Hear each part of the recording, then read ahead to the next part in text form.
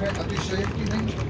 1974 के कुंभ में पुलिस पुरी को, योगेश पुरी को माता जी सूरतगिरी बंगला में लाए। उस समय में पूर्व मध्यमा तक पढ़ाता था।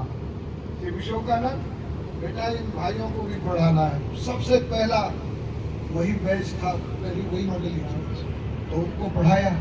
उसके बाद में मेरी माता जी शरदपुरी जी को लाए सूरतगिरी बंगले में, त्रिलोकधर द्विवेदी जी के पास, कि आपको इस भैया को भी अपना बड़ा करना है। तो सज्जनों, इस प्रकार से उनकी कृपा, तत्र तम बुद्धि संयोगम लभते और देहकम यततश्च ततो भूयः संसिद्धो कुर्वन्ति। वो हमारी माता आज से नहीं है, इस जन्म से नहीं है, पिछले जन्मों से है। और पिछले जन्म से हमने उनका ज्ञानामृत पीते पीते आज हम, तो ऐसे माता जी के हमारे ऊपर वरद हस्त रहे हैं। और माता श्री ने, मैंने कुंभ के मेले में देखा, बाद के समय पर मैंने कुंभ के मेले में देखा, उस समय पर महाराज जी 76 का तो बाद में हुआ जब वो मंडलेश्वर बने, उससे पहले जो मेला था हरिद्वार में, उस मेले में काशिकानंद जी के यहाँ 75 श्रोता थे। कितने थे? 75।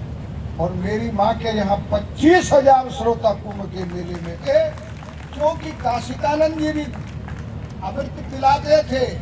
लेकिन मेरी मैया जैसे दूध को खटा खटा के रबड़ी बना के बच्चे को पिलाते हैं, दूध उतना अच्छा नहीं लगता, रबड़ी अच्छी लगती। તમને ગમે છે ને રબડી? એટલે રબડી સારી લાગે છે। ખમણ ખમણ ખમણ, ये अपना ढोकला, खमण, नहीं, श्रीखंड, वाड़ीलाल નું શ્રીખંડ। અત્યારે અહીંયા 86ની ઘટનાનું વર્ણન થયું। 86ની ઘટનાનું જે વર્ણન થયું છે, એના બ્રાહ્મણ કહો યા પુરોહિત કહો, 3 માણસ હતા। લાલપુરી બાબા, વિજયગીરી બાબા, વિશ્વકાનંદ બાબા। આ પ્રેમાનંદજીને ખબર છે, શ્રી પ્રેમાનંદ। તો માતા શ્રી એવી પ્રતિભાવતી તે વખતે छोटी सी बात, बहुत नानी बात, महाराणाए मीराने भजन नहीं करवा दीधું, એને તંગ કરે, એને બહુ દુખી કરે।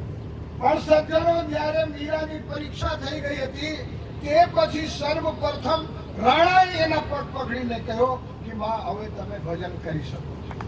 એવી રીતે અમારે અખાડાએ જોયું કે એમની પ્રતિભાને, हमारा अखाड़ा में एवं नाना सुना महत्व न आता। गिरधरनारायणपुरी जी, बाबा अनंतनारायणपुरी जी, बाबा शरणपुरी जी, बाबा ओंकारपुरी जी, हरिनारायण जी, બધા હતા। તો સજ્જનો, એવી માતાની પ્રતિભા, છેલ્લા માતાજી જ્યારે માંગી પડી, આ મારા ગુરુ ભાઈ ગુરુ બહેન, मैं एमने कीधु भाई दर्शन कराओ। तो एक बार दर्शन थे। ते पछी त्यारे अत्यारे बहु कटोकटी हती। मैं माताजी थी प्रार्थना करी, हूँ बहार रहूँ छूं, पण छेल्ला मैंने एक प्रसाद आपजो कि त्यारे आपनी समाधि थाय त्यारे मैंने उपस्थित रहेवानुं वरदान आप्युं। अरे फोन आव्यो सत्यमनो, ते वखते हूँ एयरपोर्ट उपर हतो, अरे त्याथी पछी सीधो અહીંયા પહોંચ્યું અને પછી સમાધિનો કાર્યક્રમ થયો। આ જેટલા સન્યાસી બાલક છે, શરદપુરીજીથી લઈને આપણા ગુરુભાઈ ગુરુબહેન છે, એ મહારાજનું સંકલ્પ મૂર્તિમાન સ્વરૂપ છે।